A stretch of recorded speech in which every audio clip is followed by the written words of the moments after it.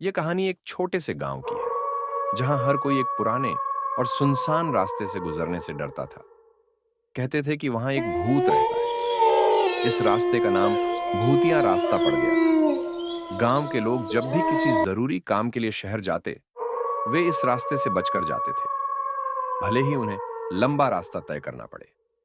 एक दिन गांव का एक युवा लड़का रमेश, जो इन बातों पर विश्वास नहीं करता था, ने ठान लिया कि वह इस भूतिया रास्ते से होकर जाएगा और सबको साबित करेगा कि वहां कोई भूत नहीं है। उसके माता पिता और दोस्तों ने उसे ऐसा करने से मना किया, लेकिन रमेश नहीं माना। रात के समय जब पूरा गांव सो रहा था, रमेश ने अपना बैग उठाया और भूतिया रास्ते की ओर चल पड़ा। रास्ता अंधेरे से घिरा हुआ था और वहां एक सन्नाटा पसरा हुआ था। चलते चलते रमेश को कुछ अजीब सी आवाजें सुनाई देने लगी, जैसे कोई उसके पीछे पीछे चल रहा हो। उसने मुड़कर देखा, लेकिन वहां कोई नहीं था। जैसे जैसे वह आगे बढ़ता गया, आवाजें तेज होती गई। अचानक एक ठंडी हवा का झोंका आया और रमेश का दिल जोर जोर से धड़कने लगा। तभी उसे एक छाया दिखाई दी जो धीरे धीरे उसकी तरफ बढ़ रही थी। रमेश डर के मारे कांपने लगा, लेकिन उसने अपने मन को शांत करने की कोशिश की।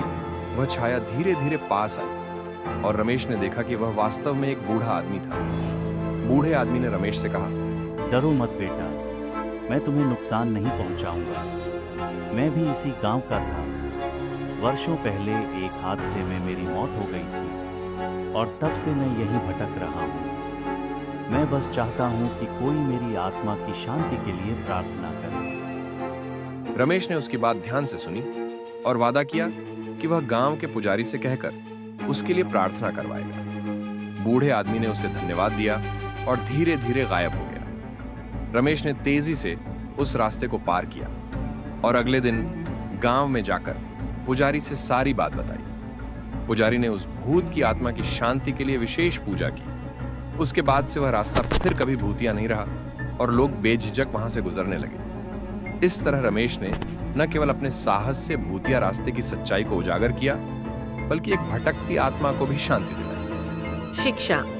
डर हमेशा अज्ञात से होता है, लेकिन जब हम उसका सामना करते हैं तो अक्सर हमें सच्चाई का ज्ञान होता है।